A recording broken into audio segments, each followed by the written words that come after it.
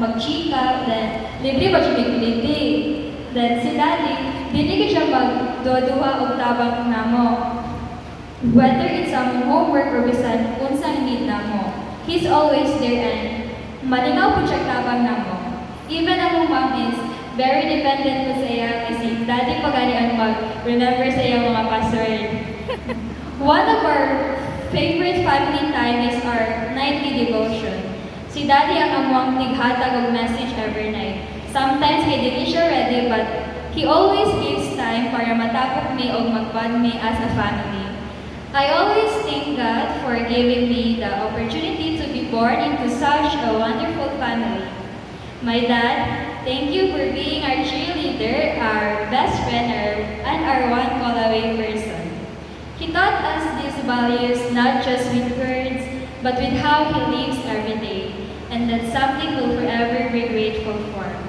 And seeing how my dad lives every day made me wonder, how can someone be a father not just by title, but in the spiritual sense, a father who reflects the heart of God? Fatherhood is far more than simply having children. It is a spiritual responsibility, a divine assignment to lead, love, and guide in a way that mirrors the character of God. Here are 4 points to answer the question, what it truly means to walk in the calling of spiritual fatherhood. First, a father as a reflection of God's nature. A spiritual father mirrors the nature of our Heavenly Father. He strives to be loving, patient, forgiving, and faithful, just as God is to us.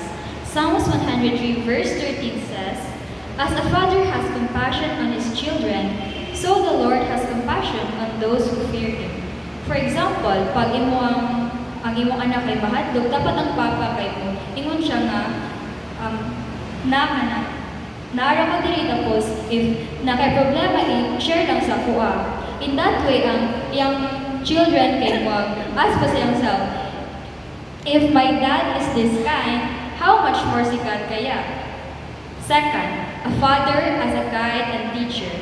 A spiritual father does more than provide. He shapes hearts and minds. He teaches not just life skills, but eternal truth. Proverbs 22 verse 6 reminds us that train up a child in a way that they should go, and even when they are old, they will not turn from it. Although it's good na inyong anak na magbasa og Bible, mas better jud kung inyo siya ubanan og basa tapos i-explain ninyo kung unsa ang verse about, because in that way, it will create a big seed sa child's heart. In that way, kay maka-learn sila kung unsa meaning sa verse and mas ma-ilhan pa nila ang Ginoo. Third one, a father as a protector and intercessor. A spiritual father guards his family, not only physically but also spiritually. He watches over their souls and prays for their future. In Job chapter 1 verse 5, we read that Job would rise early in the morning and offer burnt offerings for each of his children because he cared for their spiritual well-being. Every time ang mga bata mag-leaves the house, like moskwela or naay lakaw nga atuan, a father should take a moment to pray over them, asking God for guidance and wisdom. Mo niya ang ginubuhat sa amuha sa akong papa before dyan may mulakaw. Iyang prayer for us from Numbers chapter 6 verse 10, which says, "The Lord bless you and keep you. The Lord make His face shine upon you and be gracious to you. The Lord continue to look upon you with favor and give you peace." Mo na permiti iyang sana ka na yung guidance sa mga before may mulakaw. And in that way is at peace with me knowing na iyang buwan may sa akong papa. And lastly, a father as a man of grace. A spiritual father leads with humility and gentleness. He doesn't provoke or pressure, but corrects with love. Ephesians 6 verse 4 tells fathers, "Do not provoke your children to anger, but bring them up in the training and instruction of the Lord." Pag makasala ang bata, like naka-break siya something at home or hakuha siya lower grade, dapat ang papa kay dili din siya masuko diretso. Instead, iyang ikalma yan sa, tapos mag-listen siya sa reason nga nung itabo na, and ingon siya, dahil mo, ingon na siya, okay na, nakasayo ka, pero nara ko diri, i-fix natin yung problem aron, dili siya madako. That small act shows that the child that real strength comes from being humble and forgiving. A good father corrects with love, not anger. When we look at all of this, we realize being a father isn't just about providing or being present. It's about showing the heart of God in simple, everyday ways. A true father loves like God, teaches with patience, protects through prayer, and corrects with grace. And when we look at the Bible, we discover that the best model of fatherhood is not found in any man, but in God Himself. He is the ultimate Father, loving, wise, patient, and full of grace. So tonight, I want to take a few moments to talk about what it truly means to be a spiritual father, and how our Heavenly Father sets the ultimate example for us all. We were raised in a religious home. Sugod pa atong bata kami sa among mga igsoon, inadala jud mi sa among mga parents sa church kada Sunday. Ipaapil mi nila og Sunday school kada buntag. Dito kay mag-memory verse mi, mag-sing of songs, and mag-learn more about God. That's why at a young age kay kailan ako ni God. I know that He is the Father of all fathers, our Father, and I am very thankful to them for that. Our Heavenly Father loves it when we know Him, when we pray for Him, when we honor and worship Him. He provides, protects, disciplines, and guides us with wisdom and love. In Matthew 6 verse 9, when Jesus was teaching His disciples how to pray, it says there, "This then is how you should pray. Our Father in heaven, hallowed be your name." Notice that the first words He used were, "Our Father in heaven." Gusto ni Jesus na ang paglantaw nato ni God is that of a father. He wants us to approach God with the intimacy of a child to a loving father. Praying to God is the same as talking to Him. There can never be a specific time for you to talk to your Father because He is available anytime. You are His priority. When He sees that His child is trying to talk to Him, to connect with Him, He will immediately answer and respond. When you voice out your concerns and needs to Him, He will guide you and give you wisdom.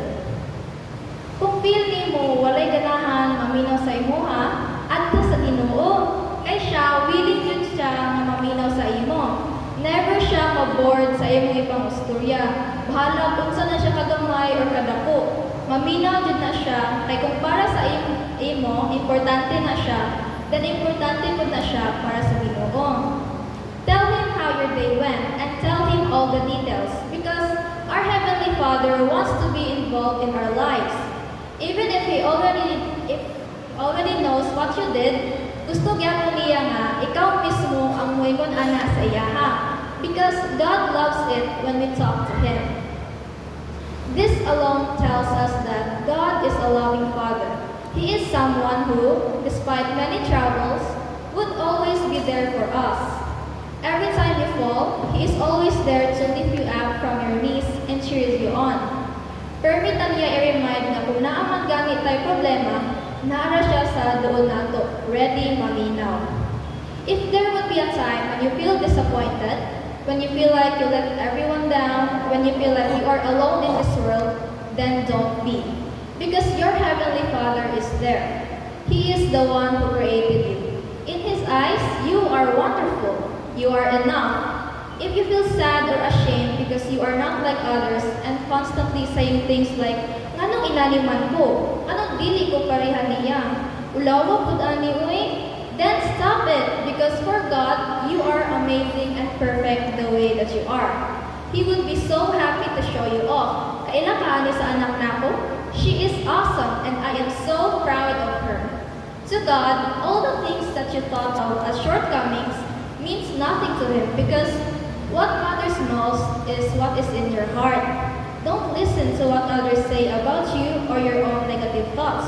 Listen to what God says. If something doesn't go your way or when you don't get what you want, then God has already prepared a better plan for you. Our Heavenly Father protects, provides, and disciplines with love. God is not distant or indifferent. Like an ideal earthly father, He anticipates our needs, protects us from harm, and desires our good. Being a father means being alert to what your children need, even before they even know how to ask. Discipline is not a punishment out of frustration. It's a correction out of care. God's discipline is purposeful. It shapes us and grows us, which leads to holiness. A true father corrects, not to break a spirit, but to build a character. If there would be a time where you did something wrong and made a mess, and now you're ashamed and scared to face your Heavenly Father, always remember that God is there, patiently waiting for you. He will never leave you. The moment you call out to Him, He will be there with open arms to accept and forgive you because He would never abandon His children. It doesn't matter how far we have drifted from our God. His arms would always be open wide. Our Heavenly Father loves unconditionally. In the parable of the prodigal son, Jesus gives us one of the clearest pictures of God's fatherly heart. The Father runs to embrace the returning Son, not with condemnation, but with open arms. He was running to someone who had messed up, but this someone is not just anyone. It was His Son who was once lost, but now is found. The moment we take a step towards God, He is already running towards us. What matters to Him most is that we came back to Him. His Son is home. His daughter is home. We are back in God's loving embrace. A true father never stops loving. His love is not earned and it's never revoked. God's love is steadfast. And that's the kind of love earthly fathers are called to imitate. Always remember that our Heavenly Father is proud of you. He is happy that you are here. And lastly, always remember that God loves you. We are standing here proudly to say that our Father may not be a perfect man, as no one is, but He did His best to become the best Father we have. He walked in the calling of spiritual fatherhood. Once again, Happy Father's Day to all fathers out there. Thank you.